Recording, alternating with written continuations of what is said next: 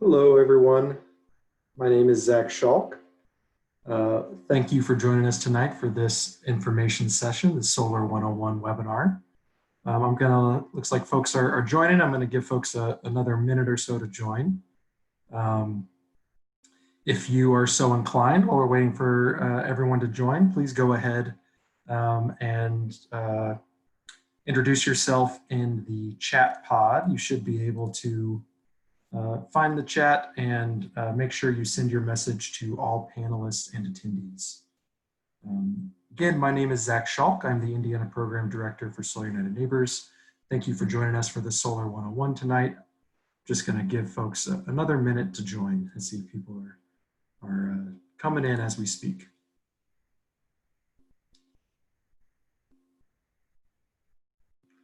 Hi, Jen, thanks for joining us. All right, and with that, I think I'll go ahead and get started. I still see a few folks coming in, but we'll go ahead and get started with the presentation. So real quick, just up front, I want to do a little bit of housekeeping. First of all, hopefully everybody has been able to join the audio. If not, you can join via telephone if you aren't able to join on the computer. Please feel free to submit questions at any time throughout the conversation via the chat. Make sure that your questions are sent to all panelists and attendees, which you should be able to set in the to line on your chat. That's just so everybody can see the questions. We often get solar experts on the line too, so you might see some folks who will respond to your question in the chat before I'm able to answer it verbally. I will be giving the presentation and will be trying to keep up with the chat, but we have natural pauses throughout the presentation. So if I don't answer your question right when you submit, I will make sure to go back and review the chat and see if I've missed anything while I was presenting. Finally, this webinar is being recorded, and we'll be sure to share a recording link to everybody who RSVP'd after the event. I wanted to introduce Solar United Neighbors a little bit up front. So we are a community of people building a new energy system with rooftop solar at the cornerstone. We help people go solar, join together, and fight for their energy rights. And before I get too deep into the presentation, I did want to take a moment up front to acknowledge our current the uprising and say that Solar United Neighbors stands in support of Black lives.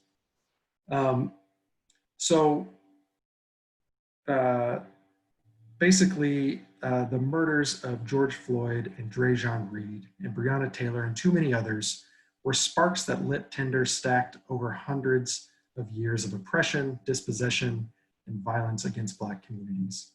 As a predominantly white organization, Sun is listening, learning, and reflecting in this moment. We want to lift up and recognize the work being done by organizations on the front lines of the fight for racial justice, like our partners at the NAACP Indiana State Conference and Kepler Institute of Indianapolis. We stand strongly in solidarity with those fighting for racial justice and want to be clear that our work to democratize energy and expand access to solar power demands it. Our vision of a clean, just, and equitable energy system must include everyone and leave no one behind. And so in order to live out that statement, we are working throughout our programs to increase the equity, inclusion, and justice in our energy system. And we believe that rooftop solar is a powerful tool for that. And so Solar United Neighbors does that through our programmatic work. We are a national 501c3 nonprofit organization. We provide services and have members across the entire country, but we have on-the-ground programs in these 12 states, including Indiana, one of our newer programs. And I also want to thank our partners here at the top of the program. We have several wonderful partners that make our work through our solar co-ops possible. Across the state, we're working with all of these organizations to help spread the word about solar. In particular, I want to highlight Solarize Indiana, which is a statewide volunteer network of advocates and solar supporters that we work very closely with. We also have 3 specific co-ops that we're here to talk about tonight. And we have specific partners on each of those co-ops as well. First, in Boone County, we are working with Boone County Voices for Change in the town of Zionsville. In Hamilton County, we are working with the Carmel Green Initiative, Westfield Green Together, the Hamilton County Board of Commissioners, the City of Carmel, and the City of Fishers. And here in Indianapolis, we're working with Kepra Institute, the NAACP Indiana State chapter, and the City of Indianapolis. So all of these partners are integral to the success of our solar co-ops. And I should also mention that these are the 3 co-ops we have open right now. If you live in and around any of these areas, you can go to the co-op website and sign up to join our open solar co-ops at any time throughout the presentation this evening or any time afterwards. You can do that by going to solarunitedneighbors.org/Boone or Boone County for the Boone County Solar Co-op /Hamilton County for the Hamilton County Solar Co-op or /Indianapolis for the Indianapolis Solar Co-op. So I always like to start these presentations with a little bit of myth busting about the availability of solar and whether or not solar works here in Indiana. This is a map from the National Renewable Energy Laboratory that demonstrates the available solar resource across the continental United States on a scale from dark red, which is kind of the desert, down through purple, where there isn't as much solar resource available throughout the course of the year. And you see Indiana is right there in the middle in green. And what's really great about this map is it allows us to compare the available solar resource in Indiana to that of Germany, which has some of the highest rates of solar penetration in the entire world. And so you can see if they can do it in Germany, well, we can definitely harvest some sunshine for our electricity here in Indiana. And I see a question in the chat about whether or not you can join a co-op even if you live in a neighboring county. And the answer is yes. I would just advise you to join whichever co-op is closest to you. So you can just choose either any of those co-ops that are closest to you, go ahead and sign up and we'll do a roof review. And if you're just in one of the neighboring counties, that should be just fine. The other thing I like to point out is that solar is growing in Indiana. So this is a map from our friends at Siren that shows some of the solar installations that we know about across the state. And what you can see is that the number of solar installations has continued to increase and tick up from 2011 when net metering was expanded, which we'll talk more about net metering. And then in 2017, when there was actually an anti-solar law that passed, that we'll also talk more about and in 2017. But even since 2017, solar has continued to expand across the state. Just in terms of residential solar, there are more than 3,000 homeowners across the state that have decided to invest in solar. So we're going to be here today to talk about our co-op membership, which is described in the left-hand column here. The co-op membership is a group process. We engage with 50 to 100 neighbors in the co-op and help them leverage their bulk purchase power in order to get a great deal and streamline the process and really make it easy for you to go solar. We'll talk more about that process throughout this presentation. But I did just want to highlight our individual membership program. So if you live somewhere that isn't in one of the counties where we have our co-ops or directly in the surrounding area, the individual membership is a way where you can still get our Solar United Neighbors vendor neutral technical support in connecting with contractors, reviewing bids, and making sure that that you're able to make an informed decision about the right solar installation for you. And while the co-op membership is free, our individual Go Solar membership is an $85 annual fee.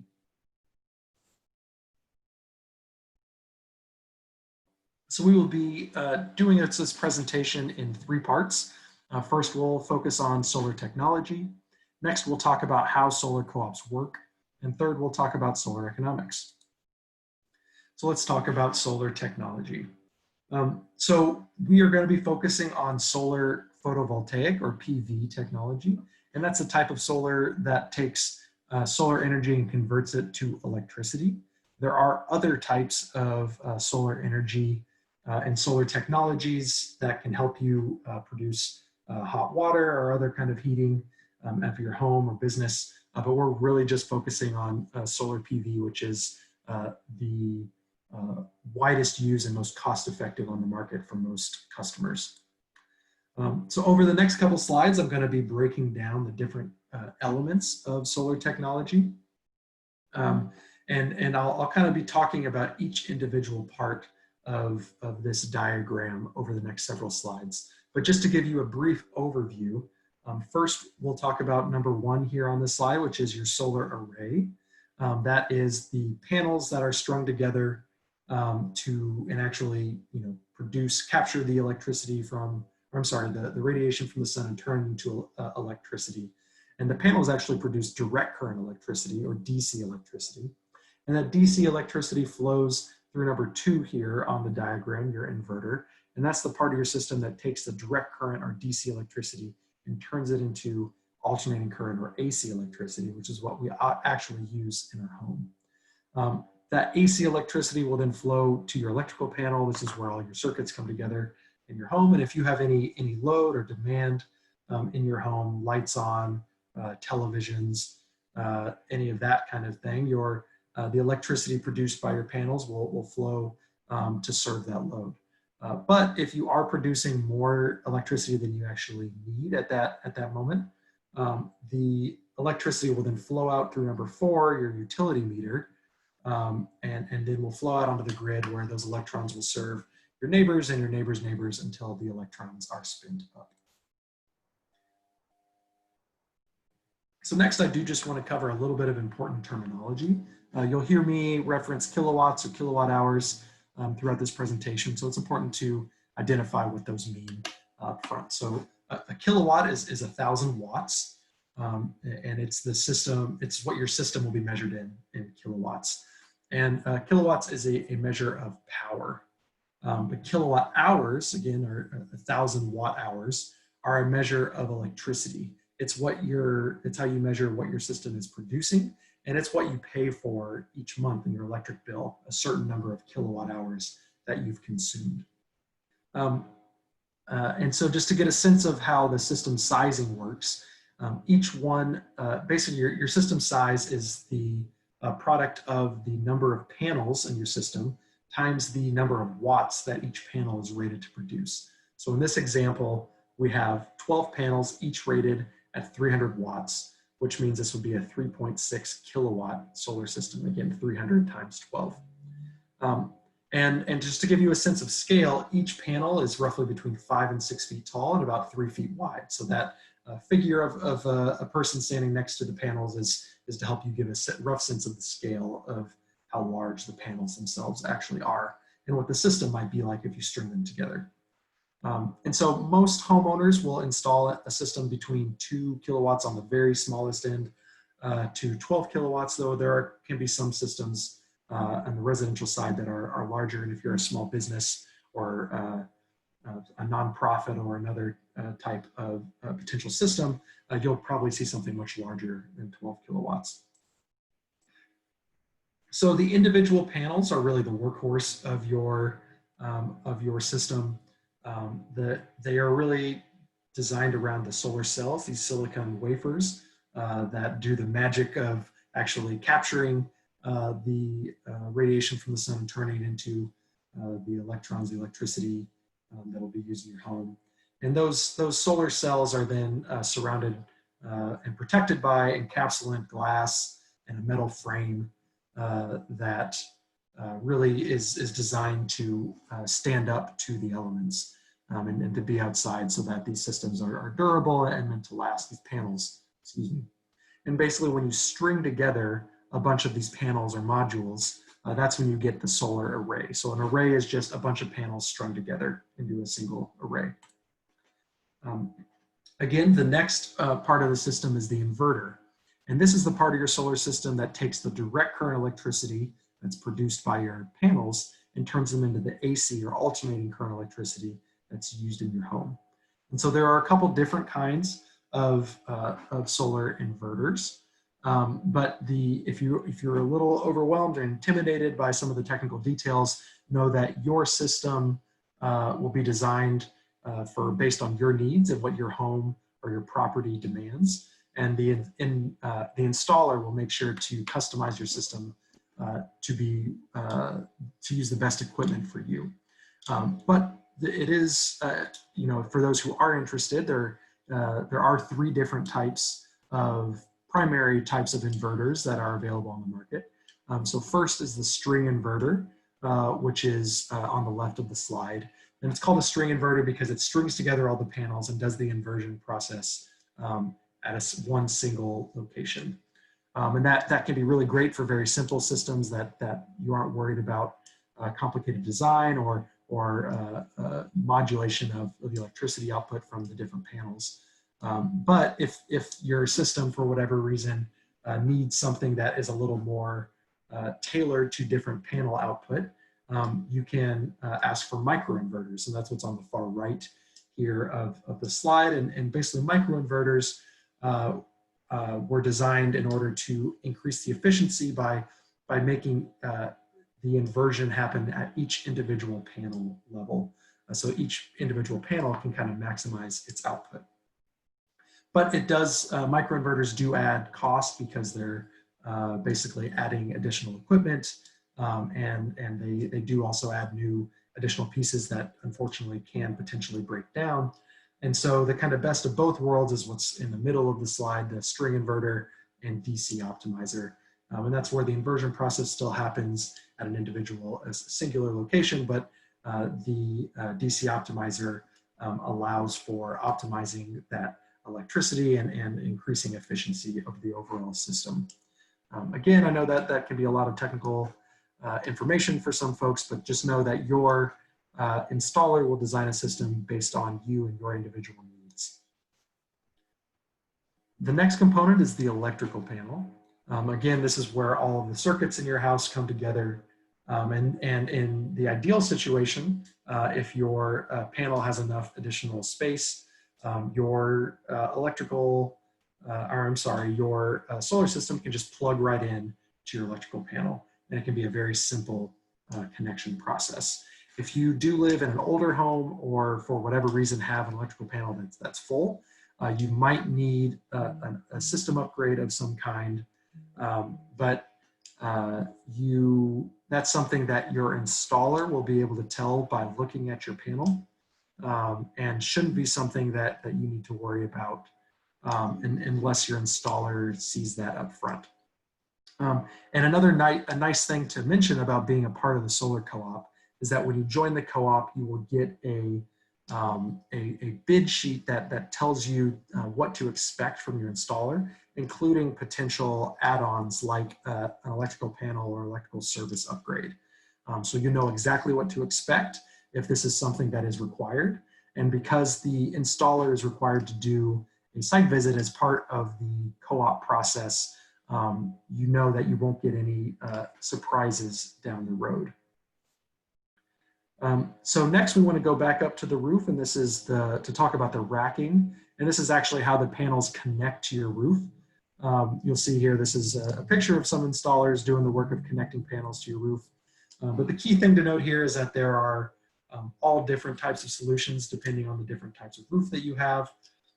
Most folks that we work with have pitched asphalt shingle roofs, and the traditional way to connect your panels to your roof when you have a pitched asphalt shingle roof is the flashing used in the top left corner here. Basically, some shingles will be removed. They will connect the equipment to your roof and then use the flashing and sealant to kind of replace the shingles, and then attach the racking to the flashing. There are all kinds of different solutions for different roof types though.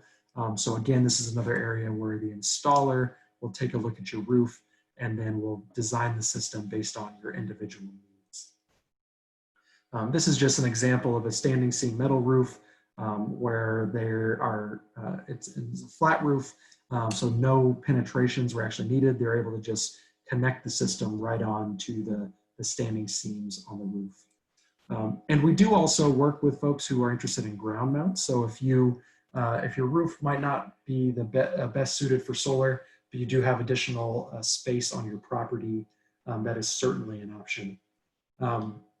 But we do tend to advise that sometimes ground mounted systems can end up costing more because oftentimes you'll have to bury the power lines, and it might require, excuse me, some additional installation to get it up off the ground. Though it depends on the installer that you're working with.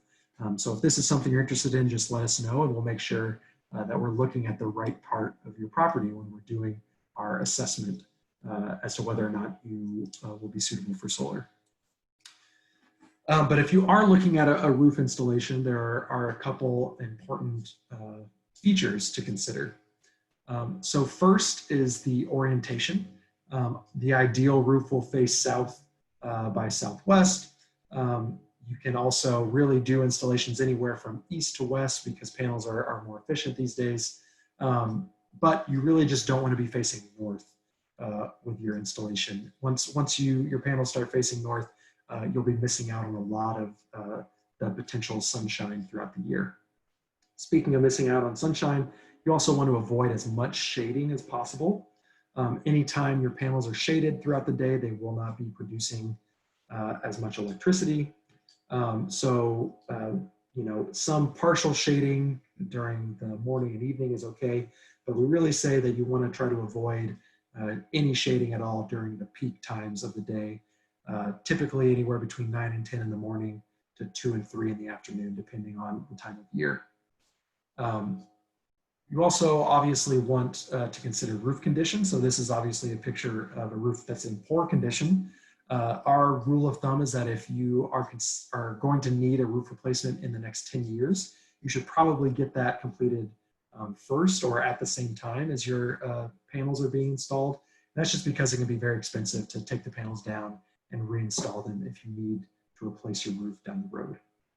And then finally, you want to make sure that you have enough space to mount the panels.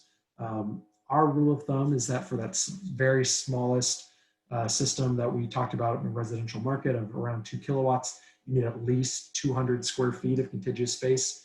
And you can basically scale that up for larger systems. So these are all components that when you sign up to join the co-op, we will do a roof assessment based on the address that you share and any other information you share in your co-op application.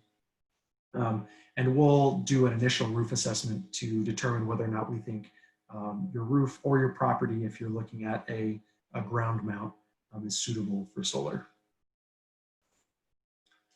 One potential system component that we didn't mention on the diagram is batteries. So a question we often get is what happens when the power goes out? Basically the short answer is for most systems, when the grid goes down, your solar system will also shut down and stop producing electricity. And that's just a safety mechanism designed to protect any potential line workers who might be trying to fix the issue that it caused the grid to go down. Basically, if you want to make sure that your power stays on and your system continues to produce electricity during power outages, you want to either look at batteries, or you can also ask your installer about certain inverters that allow your system to island just like you had a generator on site. But for most folks, batteries are probably what you might be interested in. So unfortunately, batteries are still very expensive. But if you are really focused on having backup power for your home, because you live somewhere with frequent utility outages, you have critical loads like medical equipment at home, or you're just really conscious of disaster and emergency preparedness, batteries might be something worth exploring. We actually have an entire battery storage for homeowners guide, and also a standalone battery storage webinar if you're interested in looking into battery storage. You can find that at solarunitedneighbors.org/storage. But if you do look into battery storage and it turns out to be a little bit more expensive than what you're able to handle at this time, You can also just tell your installer that you're interested in potentially doing a battery storage retrofit in the future, and they will make sure to design your system so they can just plug the battery right in the future. Okay, so I know that's a lot of information. We covered the solar array that takes the radiation from the sun and turns it into direct current electricity. That DC electricity then flows to your solar inverter, which takes the DC electricity and turns it into AC electricity.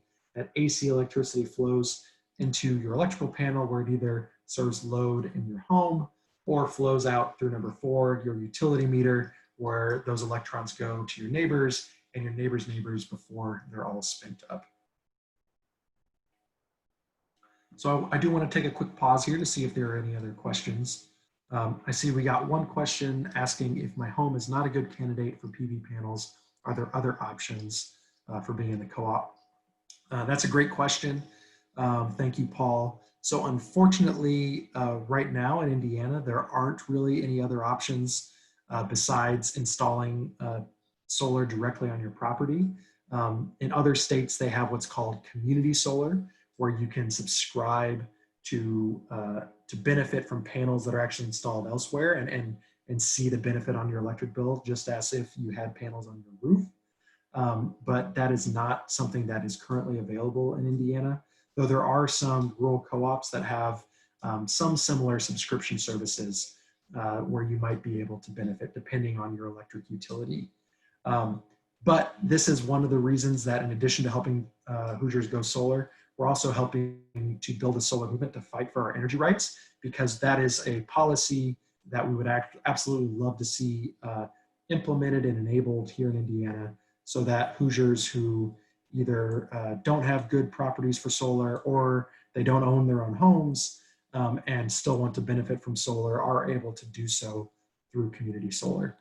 So thank you for that question, Paul. Okay, and I'm not seeing any more questions, so I will go ahead and move on. So another question that we often get is, okay, well, what happens to that electricity that I send out onto the grid? How am I able to benefit from it? And so that's where net metering comes in. So simply put, net metering allows for the flow of electricity to and from customers, and for that electricity to be valued at the same rate. Basically what that means is that for the electricity you produce that you send out onto the grid, you will get the same value from your electric utility as you would from the electricity that you purchase from them. So there's a one-to-one swap. And basically how this works at the end of the month is you take the amount of electricity you used and subtract the amount of electricity you produced over the course of the month. And what's left is your electric bill, plus the fixed charge and sales tax. So that means if you're producing more than you use in the end of a month, then you'll actually end up with a credit. And I think the best way to kind of understand this is through something that's a little more visual than what I'm able to describe. And you can see that here in this chart. So this is a good way to think about how net metering creates a solar offset that generates credits throughout the year. So basically what we're showing here on the left is an example of daily solar production and daily energy use. The solar production is in orange, the energy use is in blue. And on the right, we're seeing this over the course of the year by each month. And so what this is meant to describe is that, over the course of the average day, your panels are going to be producing electricity during the day. And your energy usage, at least in the pre-COVID world, when we were going to work or leaving our home regularly during the day, your energy usage would be low while your panels are producing. And then at night, when your energy usage goes up, when you come home, flip on your lights, turn on the TV, fire up a microwave, that's when your energy usage goes up, even though your panels aren't producing electricity anymore as it's nighttime. But so basically this evens out if your system is designed to cover up to 100% of your annual usage over the course of the year. This can even out over the course of the year. And that's what we see on the right, where in certain months where days are longer and your panels are producing more electricity, you can actually produce excess credits that then you spend down in the months where you aren't producing as much electricity, like in the winter months when the days are shorter and it's cloudier. So that's how, when we say that your solar can actually offset 100% of your electricity over the course of the year, that's really primarily through this net metering bill credit mechanism. You will absolutely still see substantial energy savings and electricity offsets if your system isn't sized to cover 100%. It just might not average out over the course of the year, where you end up with zero energy charges on your electric bill over the course of the year. And net metering is also really what allows folks to use the grid as a battery instead of having to worry about battery backups, because batteries are more expensive right now. Net metering allows you to know that your system is still connected to the grid, and you can benefit from the extra electricity you're generating during the day, even when you're using more electricity at night. And I do see a question that came in asking, is there an estimate for how much excess power would be used to maintain battery levels instead of going to net metering? So that's a great question, and can be pretty complicated actually, and pretty specific to your property, your property needs. So I'm going to kind of hedge a little bit on that and say, if you're interested in learning more about the nuts and bolts of batteries and how you would size a battery system for your home, I would encourage you to go to solarunitedneighbors.org/storage. But to say that for most folks right now, while we definitely have helped several Hoosiers install battery systems, for most folks right now, it's much more cost effective to just rely on net metering and stay connected to the grid, because it can be very cost prohibitive to size a system to actually meet your full energy demand. Most batteries are really designed just for specific short-term backup power to cover a small amount of your actual energy usage and only particular appliances or particular circuits actually on your home. So you're talking about backup power for your refrigerator and a couple specific outlets so you can charge appliances, not a battery system that's designed to cover all of your electricity needs for your entire home. But again, if you want to learn more about the battery question in particular, I encourage you to go to solarunitedneighbors.org/storage. I have another question here saying, if my PV panel is oversized, meaning that I generate more in a year than what I use, will I receive a check from the utility? That's a great question, Paul. So actually, in order to be eligible for net metering, most utilities won't allow you to size your system to be more than 100% of your average annual usage. There are some exceptions to this, like if you can demonstrate that you just purchased an electric vehicle or are adding a new addition to your home and are therefore expecting an increase in your electricity demand, then you might be able to size your system larger than 100% of your average annual usage. But for the most part, the electric utility right now won't let you oversize your system. And these credits will only roll over as electric bill credits, and they roll over indefinitely. So they won't go away as long as you stay connected to your meter and stay as a customer of the electric utility, but you won't get a specific check at the end of the year. I see another question on the batteries. Do most folks install a battery ready system, or is it too expensive? I think that it really depends on the customer. The designing or installing a battery ready system is really just about the type of equipment that you have. And so it really depends on the installer and depends on the customer. But if you're you're interested in having a battery in the future, so you just want to make sure you have an inverter that is compatible with a future battery system, it might increase your cost a little bit, but it shouldn't increase it too substantially, though I don't want to speak too specifically because it will really depend on the specifics of your needs. And we do, I should just say, we do see a lot of our co-op members install battery-ready systems, and we've helped several folks install battery storage systems over the last few years here in Indiana. Okay, let me just talk a little bit more about net metering. I mentioned at the top of the presentation a 2017 bill that was anti-solar, and basically what that bill did was it created a timeline for ending net metering. So right now, basically systems installed no later than July 1, 2022 will receive net metering until 2032. But net metering might end sooner, depending on your utility. And if you live in a rural co-op area, so like Boone, REMC, or another rural co-op or municipal, municipal utility, you already might not have net metering. So it's important to look up your specific utility solar policies. But this net metering policy that was passed into law in 2017 applies to all investor-owned utilities. So that includes IPL and Duke, in addition to some other utilities.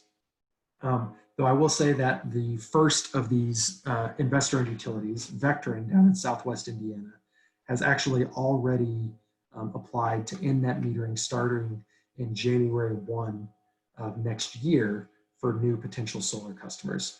So this is coming up sooner than a lot of folks had anticipated. Systems installed after the deadline in your utility territory will not receive net metering. Once net metering ends, there will be a new rate, and instead of getting the one-to-one swap, the one-to-one credit for net metering, homeowners will be credited at the marginal price, which is typically about a third of the retail price, plus 25%. So that rate is still being set. It hasn't been set yet, though we do have some projections based on our best guess about what that rate will be. So you can think about if you install your system today and have net metering until 2032, but your system will still be producing electricity after 2032, how you can value that and price it into what your return on investment might look like. The last thing I want to say on this slide is that this is a policy that was pushed hard by the electric utilities, and they had the power to get this law passed in 2017 and to continue to push for this law's implementation since then. And that's why we are organizing, along with our partners, a strong solar movement to push back and to fight for better renewable energy policies to make sure that electricity that is produced by solar panels is fairly valued, and that homeowners, businesses, nonprofits, schools, everybody who invests in solar is able to get a fair return on that investment. And so this, if you are interested in joining our solar movement, you can obviously sign up for one of our co-ops, but even if you don't go solar with us, please sign up for our email list. That's the best way to stay informed about our future advocacy actions where you can take action to fight for your solar rights. And we actually have an action up right now. There you can go to solarunitedneighbors.org/Vectren and file a comment with the Office of Utility Consumer Counselor to help influence their testimony in the case that I mentioned, where Vectren is working to end net metering right now for their customers. And that case could potentially set a precedent for the rest of the state. So it's important, even if you aren't a Vectren customer, to be paying attention. And we'll have more information about that case as it advances and more opportunities for solar supporters like you to take action in the coming months. And I see a new question from Kathleen. She's asking, is the co-op about just getting a better cost on the PV panels themselves, or can we decide which inverters work best for us and prep for batteries later on? Yeah, so basically the co-op is an opportunity to leverage the bulk purchasing power of the group and to and also to get education from and support from Solar United Neighbors to help you make an informed decision. But each individual co-op member will get a custom proposal at the group rate from the installer selected by the group, and you will be able to make your own personalized informed decision whether or not solar is right for you and what kinds of equipment is right for you and your property. So you can make sure to ask for panel upgrades, inverter upgrades, have the system designed to meet your needs. So there's a lot of flexibility in what each individual co-op member is able to do, and you're able to know ahead of time what each of those decisions, how it will impact your bottom line. By being a part of the co-op, you get a clear understanding of the different options available to you and what the pricing implications of those options are. I hope that answered your question. And I'll talk more about the co-op process and the value of the co-op later in the presentation. If there are any other questions about net metering, please feel free to drop them in the chat. I'm going to hit some of our frequently asked questions here, and then I'll come back around to the chat if there are any new questions that have popped up. So first, as far as our frequently asked questions, we often hear about warranties, and warranties are very important for you to consider, and another one of the values of the co-op process. So there are 3 types of warranties that you'll want to know about. First is the labor warranty, and so that's the agreement between you and the installer, and it varies by the contractor and can often cover anything from a very short, just 2 to 5 years, or through the lifetime of the system. So you'll want to make sure you understand that, because that will cover things, potentially cover things like roof penetrations and electrical work on their system. Next, you want to consider the product warranty. And so there are different warranties for your solar panels and for your inverter and the other equipment that's included in your system. This is an agreement between you and the manufacturer of the equipment. Excuse me, and for panels, it's typically anywhere, we see 10, 15, sometimes 25 years on the product warranty. For inverters, it's usually 10 to 12 years with an extendable option to 25 years. And basically that means if any of the components of the actual product breaks down, the product will be replaced by the manufacturer. And then oftentimes the labor warranty might also include any additional labor of replacing that equipment on your home. And then the third type of warranty that you'll want to consider is the production warranty. And so this is again between you and the manufacturer of the solar panels. And basically it is to guarantee the efficiency of your panels production over the lifetime of the system. And what a typical production warranty looks like is to say in year 25 after your system is installed, your panels will be producing anywhere between 80 and 90% as efficiently as they were producing on day 1. So your system output should be anywhere between 80 and 90% of the output that you were seeing in the first year of your system. And so if for whatever reason your system production is dipping below that ahead of schedule, you can go back to the manufacturer and they'll replace the panels and make sure your system is producing properly. And so the part of the benefit to being in the co-op is, one, our installers know that our co-op members value high quality warranties, and so we tend to see really good warranty values in the co-op. And again, as part of the co-op, you will get a sheet that summarizes the bids so you know exactly what the warranties that you can expect are. Next, we often hear about property value and taxes. So unfortunately, there are no Indiana-specific studies, but national studies have shown that investment in solar should absolutely be expected to increase your property value. So a good rule of thumb is a dollar you put into the system should be a dollar you get out in increased property value. But a nice little perk here in Indiana is that there is a property tax exclusion for renewable energy investments on your property. So even though you're increasing your appraised property value, you won't be increasing your assessed property value when it comes to taxes. So your tax bill won't go up.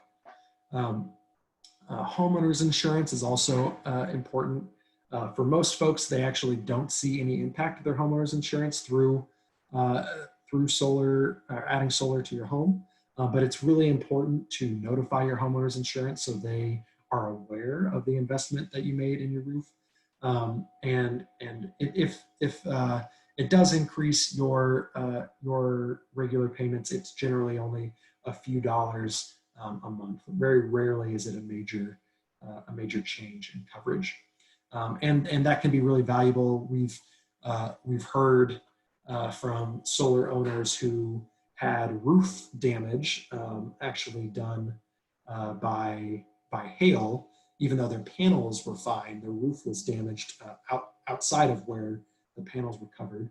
And their homeowner's insurance actually covered the removal of the panels, replacing the entire roof, and putting the panels back up. So that's an instance where homeowner's insurance can be really valuable. Maintenance is also another common question we get, and this is one of the key benefits of a PV solar system, is that there's no moving parts. It is a very low maintenance system. Once you get the system installed, you'll get a nice little app traditionally where you can monitor it, and oftentimes the installer will actually monitor the system for you to make sure it's working properly. And really, you know, we recommend every 5 years or so having your installer come out and take a look at the system and possibly give it a clean. But other than that, you know, especially if it's on a pitched roof, it'll tend to clean itself with the rain, and there aren't any moving parts, so there's very low probability of something breaking down, and so it's a low maintenance system. Weather damage and snow cover. Obviously, when your panels are covered in snow, they won't be producing any electricity, but the snow tends to melt off, especially if you're on that pitched roof again, very quickly. So your panels will get back to producing soon. And as far as weather damage, the systems are designed to be outside, designed to cover whatever Mother Nature can throw at them, including hail. So very rarely is that an issue. And if weather damage does end up being a problem for your system, oftentimes that is covered by your product warranty. So you should be able to get anything that's damaged replaced. How long will the system last? 25 years is generally considered the industry standard for your solar systems. And again, that is tied to the efficiency of the systems and how long they'll be producing at a reasonable rate. But even after 25 years, they'll still be producing electricity, just increasingly less efficient as your kind of system components start to wear down over the lifetime of the system. And there will likely be much better technology 25 years in the future. This just like there is better technology today than there was 25 years in the past. But there are systems still online today that have been producing electricity since going online in the 80s and 90s. These last two questions about historic districts and homeowners associations, unfortunately, there are no clear bright lines, especially on the historic districts. So generally speaking, historic districts just don't want panels to be facing the street, but you'll have to discuss with your historic district what your system might look like and get it approved on an individual basis. That's generally something an installer can help you with. And on the HOA or homeowners associations, this is another issue that we've been organizing around for the last several years. Unfortunately, there are hundreds of homeowners associations just in central Indiana alone that either have unreasonable restrictions or outright prohibitions on rooftop solar. And so we have been part of a coalition that has fought to pass what's called HOA solar action legislation, and we will absolutely be fighting for that again in the upcoming General Assembly session. But right now, the most important thing to note is you should look at your homeowner association governing documents to see if they make any reference to solar and to see what any kind of approval process there might be. And if you have any questions about that, feel free to reach out to us after this meeting, and we can talk in more detail about your specific needs. So I do see two questions that came through. First is a question from Dwight asking, is there any difference between evaluating solar for an all-electric home versus one with gas and heat, or gas, heat, and water heater? Basically, as part of designing your system size, the installer will look at your past energy usage. And so they'll just look at your electric bill. And so obviously if you have an electric home, your electric bill will be higher because you'll be using more electricity. And so they'll be able to size a system based on your electricity usage. So not really any difference other than the fact that if you're an all electric home, you can offset all of your electricity use through the system as opposed, or all of your energy needs, excuse me, through the system, as opposed to if you're using gas for heat and hot water, you won't be able to do that. And I see another question from Paul about net metering. He says, it sounds like it is restrictive. If when net metering ends and the credit formula goes into effect, will the credit formula be better for me than net metering? So actually, the credit formula will be much lower. The current formula on the books, which will be about 1/3 of the retail rate plus 25%, as opposed to the full retail rate. And so we'll get a little bit into the economics of this later in the presentation in the economics section. But right now, net metering is absolutely more favorable than the successor tariff will be. And in general allows you to potentially offset 100% of your electricity, your electric bill, as opposed to a lower credit, which will potentially provide a much lower return for the excess electricity you send out onto the grid. So net metering is definitely good for solar customers, much better than the proposed successor rate, which is, again, why we want to fight for better policies. And I hope everybody on this call will join our solar movement. All right, again, please feel free to share your questions in the chat. If you can, please make sure to share your questions to all panelists and attendees. But I'm going to go ahead and keep the presentation moving. So the next presentation, or the next section of our presentation, is how solar co-ops work. And so I've talked about this a little bit, but basically solar co-ops allow you to get the best value on your installation by being a part of a group process. And Solar United Neighbors provides support through every step of the process. We also help you connect with fellow solar enthusiasts and plug you into the growing solar movement. But as far as the best benefit, it really is about streamlining the process, making it easy to go solar, and leveraging your bulk purchasing power as part of the group. And so we often, hear about who. I'm seeing a question from Jennifer: is joining the co-op a commitment to install? That is a great question, Jennifer. I'm sorry I didn't clarify that. No, joining the co-op is completely free, and there's no commitment to go solar when you join the group. All that you're committing to when you join the group is to basically get a free custom quote for rooftop solar at the group rate. And when you sign up to join the group, and all you have to do to sign up to join the group is to go to one of the co-op landing pages, and I'll have the URLs are at the end of this presentation. But you go to that page, there's a big orange button that says join the co-op. Click on that. There's a form that takes about 5 minutes to fill out. And then once we get that form, we will do a roof review based on the satellite image of your home.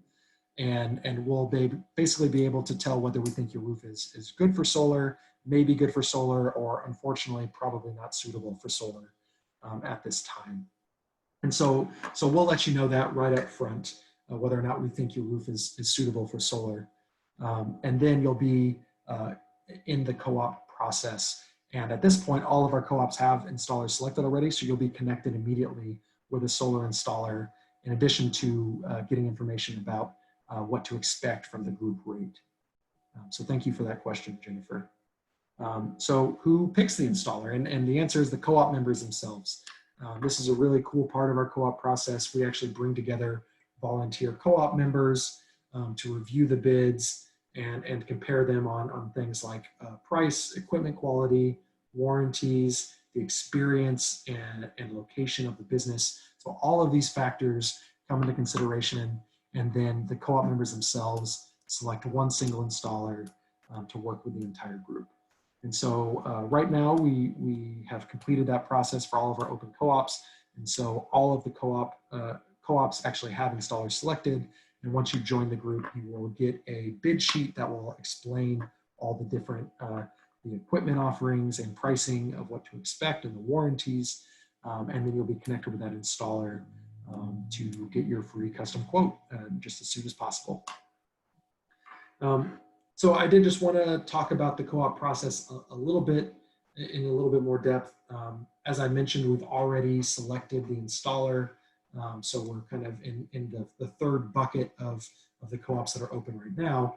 But just to take you through the entire process. So we start the process by trying to get as many community members as possible interested in joining the group. And so we do that by doing these kind of information sessions, by working with community partners to spread the word about the co-op with their networks, and by trying to generate as much interest in the community as possible. So this is an area where whether you sign up for the co-op or not, I hope you can help us spread the word by sharing information about whichever solar co-op is closest to you on social media, via email, with your family, friends, and coworkers, because word of mouth is really the most important engine that helps our solar co-ops grow. So once we get large enough as a group, we issue a request for proposals from area installers, and that's where we collect those competitive bids and then facilitate the selection committee that I talked about on the last slide, where the co-op members themselves actually review the bids side by side with our support and then select one single installer to serve the group. So once that installer is selected by those co-op members are all connected with the installer. They schedule site visits, receive their customized proposals, and then are able to make the decision whether or not they want to sign the contract and go solar with the group. Again, up to that point, this process is completely free to join. There's no commitment to go solar. It's really just designed to get you to that point where you get a free custom proposal and can make an informed, educated decision about whether or not solar is right for you. If you do decide to sign a contract, obviously we want to try to get as many co-op members as possible to install solar through the group. But then we are trying to build this movement. We want to bring together solar owners and supporters. And so we'll celebrate with a party at some point in the future. Hopefully we'll be able to get back together in person and make sure we have fun as a group and celebrate the success of the co-op and the growing strength of our solar movement. So that's kind of the outline of the solar co-op process. I didn't see any new questions come in, but if you do have additional questions about the co-op process, please feel free to drop them in the chat. Make sure you send it to all panelists and attendees, and I'm going to go ahead and keep us moving and we can talk about solar economics. Okay, so this next section, we're going to be talking about making the investment in solar. And so the important thing to know about making this investment is that you aren't making this investment in a vacuum. Basically, what rooftop solar allows you to do is to bundle some of your future utility payments into an investment that will then generate a return. And this allows you to hedge against future increases in your electric utility costs. And these costs aren't imaginary. This is really it's not just you, your electric bill is going up. And what we see here on this chart is the actual historic utility rates for both Duke and IPL. Duke is in gray on top, it's a little bit higher, and IPL is in orange. And both Duke and IPL have actually recently sought and received rate increases, significant rate increases that actually aren't reflected in this chart. So the rate increases are only going up. Your electric bills are going to continue to go up. Rooftop solar allows you to make an investment that will generate a return and hedge against the increased electric rates. And the other important fact to consider is that solar is increasingly affordable. Over the last decade or so, the cost of installing rooftop solar has plummeted, and our solar co-ops have actually continued to do even better than the average market price. And so this uses actual data, both from in blue is actual national average costs, and in orange is our actual recorded costs in your solar co-ops. And so we've seen significant savings on top of the cost of going solar continuing to tumble over the past decade. And so you might be asking why co-ops generate those savings. And it really is about how the co-ops work and how we're able to approach installers with a large group of interested and motivated potential customers that allows them to save money in what's called their soft cost. So as the cost of going solar has decreased, what actually is driving the cost of going solar has changed. And what this chart shows is, again, using real industry data, what makes up the per watt cost of going solar. And so you'll see that the system components, so that's your panels, your inverter, the racking, all of that actually used to be a much larger percentage of the overall cost. But as the equipment costs themselves have decreased, they're now only about 1/3 of the overall cost of installing solar. And so, but what has stayed the steadiest and the most stubborn is what's called the soft costs. And so that's everything from permitting and those kind of costs, but also marketing and customer acquisition, which actually tend to be some of the largest parts of the soft costs. And that's the part of the cost of installing solar that the co-op is directly designed to combat by bringing together a group of neighbors and going to a single installer who doesn't then have to go out and find each of those individuals on their own.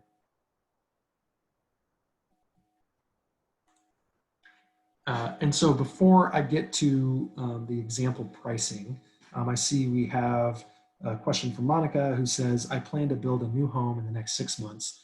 The HOA requires a review by the architectural committee. Can I get a quote on a home that has not been built yet? So as long as you have the designs for the home that the installer can see ahead of time, they should be able to design the system. And it can actually be very efficient to get the system installed at the same time as your home is being built, because there can be efficiencies with wiring and making sure the electrical system is suitable for solar. So the answer is yes. It depends on how advanced you are in the architectural designs for your home. And this might actually also be an opportunity to make sure the home is designed to maximize the potential benefit from rooftop solar. So we actually do have some resources on our website. You can just search, solar ready roof, I think is probably the best term to search if you're interested in what those types of considerations might be.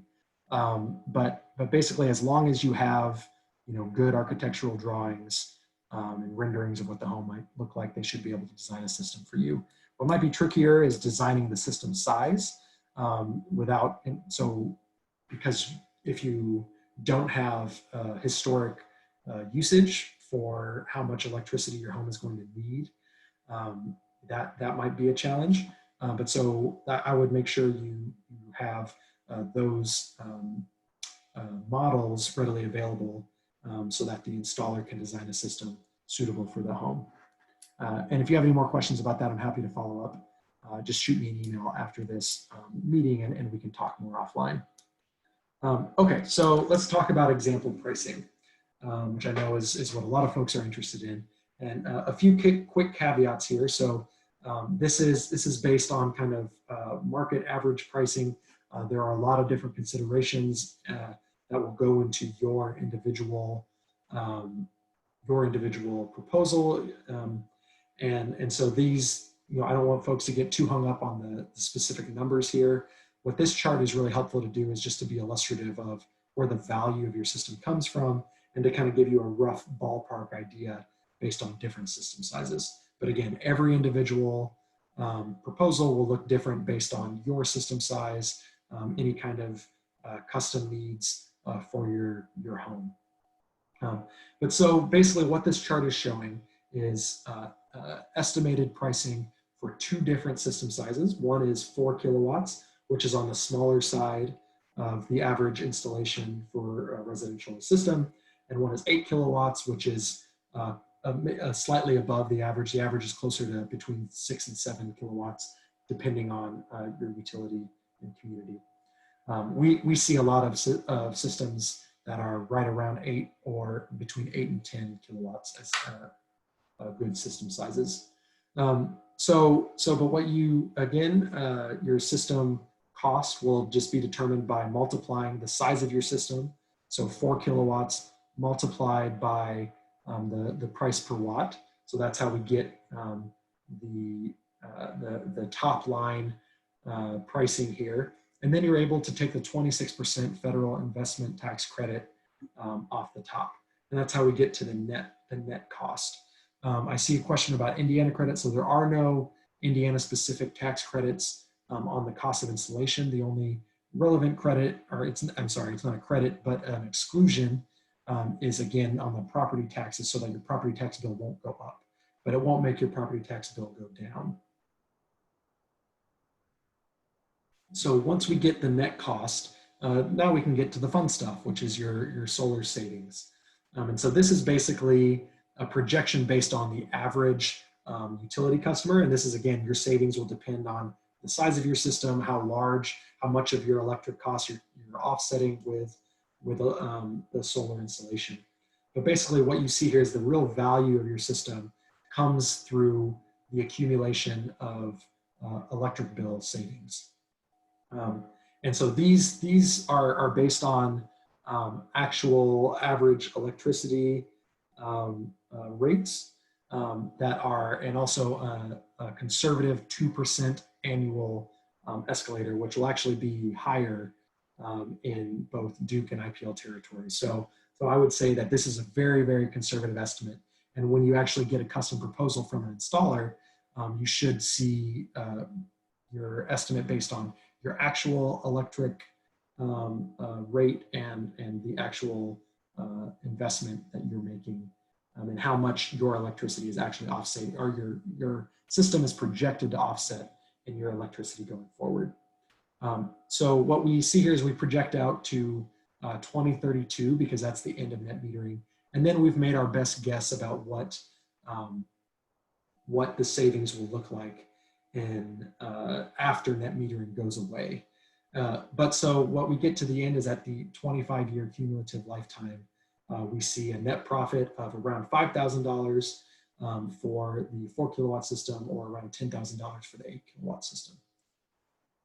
Excuse me. And so that is really just to give you a sense of the type of return on investment you can expect to see.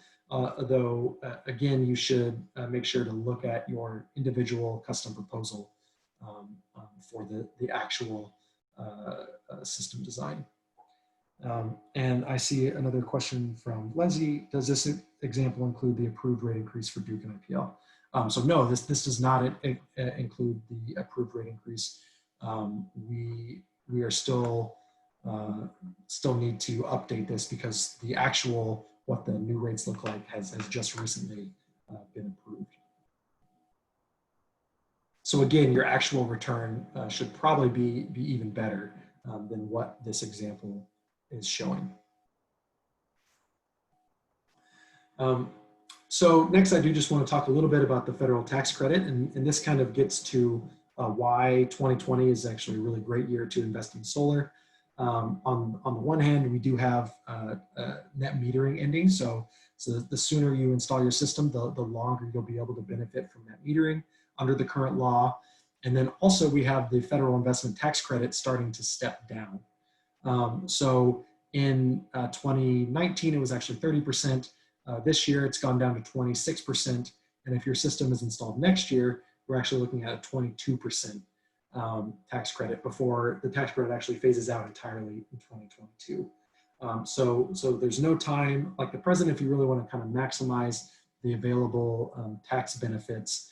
And the availability of net metering, 2020 is a great year to go solar here in Indiana. So if you don't have cash available on hand, financing can be a really good option.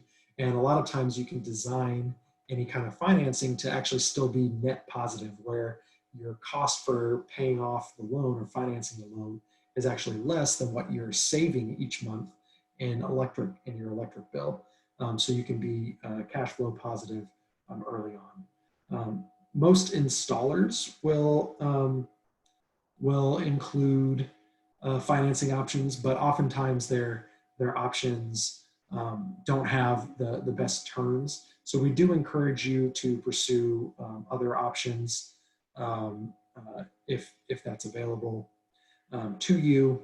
And so there are standard loans that might be available, and home equity line of credit. So those often have very favorable rates. And you can just ask at any kind of financial partner that you traditionally work with about those. If there are also solar loans and bridge loans, a bridge loan traditionally refers to a loan that's usually either very low or zero interest for the value of your federal investment tax credit to kind of bring you so that you can pay back when you're able to realize the benefit of the credit. But we also do know that there's a national clean energy credit union that offers special options for just renewable energy and electric vehicle financing. So if that's something you're interested in, we encourage you to look up the Clean Energy Credit Union. And then finally, there's also a program through FHA called the Solar Technologies Program. And so if you are looking at either refinancing your home or closing on a new mortgage and would like to roll in the cost of solar, you can do that through the FHA's Solar Technologies Program. That's available through multiple banks around the country, and it's just something that you can ask about. And that's, again, especially if you're refinancing, given today's low rates, a great opportunity to see the terms of your financing and your monthly payments just get rolled into your mortgage payments and see the net savings actually be more than what your increased payment could be. Or it could even, depending on what rates you're refinancing from, you could even see a savings on your monthly mortgage payment, even with adding solar on top. And then finally, if you are in a rural community or have a rural business, there are grants available through the USDA's Rural Energy for America program that we can help you access. So that's all I had on the economics. If there are any other questions, please feel free to drop them in the chat. But what's next? So I hope that everybody has enjoyed this presentation. I hope we've convinced you to join a solar co-op near you. We have 3 solar co-ops open, one in Boone County, one in Hamilton County, and one in Indianapolis. And so if you live in any of those areas or in the surrounding communities, feel free to go to these websites, click on the bright orange button that says join the co-op, and then we'll do a roof review, and hopefully you'll be a co-op member. Again, we really rely on word of mouth. So please tell your friends, your family, your coworkers, your neighbors, anybody who you think might be interested. You can just share a link to the co-op, and hopefully they'll be able to find one of our future information sessions that will be coming up. We also have a recording of a previous information session available on each of these websites, so they can learn more at the site without having to attend a future meeting. And finally, I do just want to encourage everybody to join our solar movement. Together, we are powerful. We have all kinds of opportunities available for you to take action to show your support for solar. Again, I mentioned earlier, you can go to solarunitedneighbors.org/veteran and file a comment with the Office of Utility Consumer Counselor in the case to end net metering in veteran territory. That will have a huge impact on setting the precedent for other utilities around the state who are required to do the same or go through the same process starting no later than March of next year. So I hope you'll go and take action online. And that's our presentation. Thank you again. My name is Zach Schalk. I'm the Indiana Program Director for Solar United Neighbors. If you have any other questions, please feel free to go to solarunitedneighbors.org, or you can email us at inteam@solarunitedneighbors.org, and we'll get back to you. Let's see, I see a question from Leslie about who's on the Solar Caucus. That is a great question. I don't think anybody from Indiana is actually on the Solar Caucus, but it is the Solar Caucus, for those who don't know, is a bipartisan group of federal legislators who have agreed to learn more about solar issues and advocate for solar policies. And so there you can go to our website right now. If you go to Take Action at solarunitedneighbors.org, you'll see an opportunity to contact your member of Congress and ask them to join the Solar Caucus. So thank you again, everyone. If there's anything else, I'll stick around on the line for a few minutes and we'll answer any questions that come in the chat. If not, that's the end of the presentation. Thank you so much for joining us, and I hope you have a great day.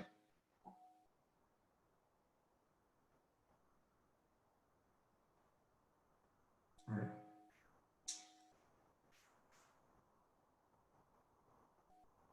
Thank you all. Take care.